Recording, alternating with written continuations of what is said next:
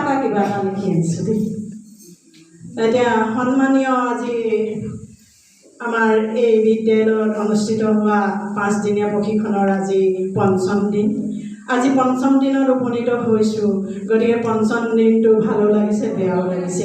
আজি যে আমাৰ এই নাটৰ একেবাৰে জৱনিকা এই শেষ দৃশ্যত আমি উপনীত হৈ আছোঁ। নাটকখন ভালেই লাগিছিলে, আৰু 2 দিনমান কিবা যেন পাঠ কৰিম তেনেকুৱা অনুভৱ হৈছিলে।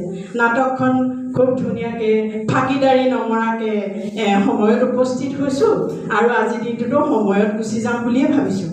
সেই হেতুকে ভাল লাগিলে। উপৰোক্ত আমাৰ তেখেত বক্তাই বৰ সুন্দৰকৈ ক'লে, সেই বিষয়ে নকওঁ। ময়ো তাতে ৰজেদা লগাই কিবা অকণমান লিখি আনিছোঁ। এয়া প্ৰশিক্ষণৰে সোমাইছে নোসোমাইছে আপোনালোকে অলপমান অনুভৱ কৰিবচোন। অসম চৰকাৰে আজি নিপুণ ভাৰত মিছনক নিপুণ অসম নামেৰে নামাকৰণ কৰিলে। প্ৰাক প্ৰাথমিকৰ পৰা 3য় শ্ৰেণীলৈকে মিছন সূচনা কৰিলে। মিছন সূচনা কৰিলে। নিপুণ অসম, এইটো এতিয়া মই অকণমান বিহুবিৰা গীততে গাই দিছোঁ। নিপুণ অসম তোমাৰ নাম, তুমি প্ৰাথমিক শিক্ষাৰ দেহাজন, বুনিয়াদী সাক্ষৰতা সাংঘিকতা আগত লৈ, ছাত্ৰ ছাত্ৰীক লগত লৈ, মিছন অনুসৰি 26-27-27-28ৰ ভিতৰত লক্ষ্যত উপনীত হ'বগৈ, লক্ষ্যত উপনীত হ'বগৈ লাগিব আমি। হয়নে নহয়? মৌখিক ভাষাৰ বিকাশ হ'ব, নিপুণ অসম তোমাৰ নাম। প্ৰথম বুধৰ বিকাশ হ'ব, নিপুণ অসম তোমাৰ নাম। চপাৰ ধাৰণাও দিমে হে, নিপুণ অসম তোমাৰ নাম। তুমি প্ৰাথমিক শিক্ষাৰ দেহাজন, বুনিয়াদী সাক্ষৰতা সাংঘিকতাক আগত লৈ, ছাত্ৰ ছাত্ৰীক লগত লৈ, মিছন অনুসৰি 26-27ৰ ভিতৰত লক্ষ্যত উপনীত হ'মে গৈ, লক্ষ্যত উপনীত হ'মে গৈ আমি। এই শব্দৰ ভাণ্ডাৰ বিকাশ হ'ব, নিপুণ অসম তোমাৰ নাম। লিখনৰো হ'ব বিকাশ, নিপুণ অসম তোমাৰ নাম। ধনী সচেতনতা জাগে গাতে হে, নিপুণ অসম তোমাৰ নাম। বুনিয়াদী সাক্ষৰতা দেহাজন, এই ছাত্ৰ ছাত্ৰীক লগত লৈ, 25-26ৰ ভিতৰত লক্ষ্যত উপনীত হ'মে গৈ, লক্ষ্যত উপনীত হ'মে গৈ আমি। এই পাঠোদ্ধাৰ কৰিব লাগিব, নিপুণ অসম তোমাৰ নাম। পঠন সাৱলীলতা লাগিব, নিপুণ অসম তোমাৰ নাম। পঠনৰ অভ্যাস লাগিব আমাৰ, সেই নিপুণ অসম তোমাৰ নাম।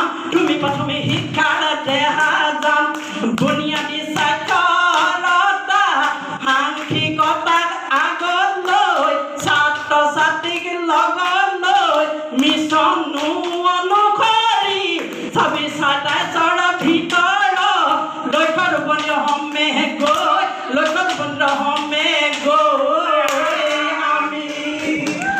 লাহে লাহে কৰি বেৰি দিলে ভতি, আমাৰ যাব লৈ, বেছিকৈ থাকিলেও কমে তই গালি লৈ, যেনে তেনেহে থৈছোঁ ৰাখি। থ'বলৈ মন নাই। শেষত আকৌ আপোনালোকলৈ মই ছাৰহঁতক সম্বোধন কৰি কিবা ধৰি একো ক'বলৈ নহ'লে নহয়, সেইকাৰণে কৈছোঁ। কাহি ঘূৰণীয়া বাতি ঘূৰণীয়া, প্ৰশিক্ষক ছাৰসকল মাতত মৰমীয়া, ডেকা ল'ৰাজনৰ দাঁতৰ জিলিকনি পথাৰৰ লহৰত মুখৰ মিচিকনি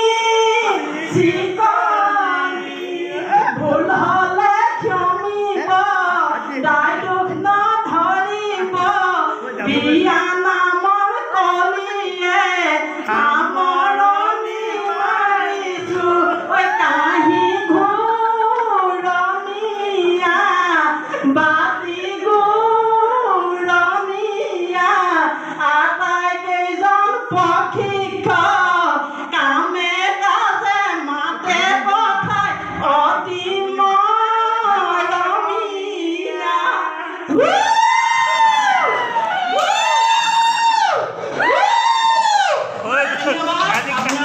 যদি দুখদাই হৈছে এই লগৰে এজন বুলি ক্ষমা কৰি দিব ধন্যবাদ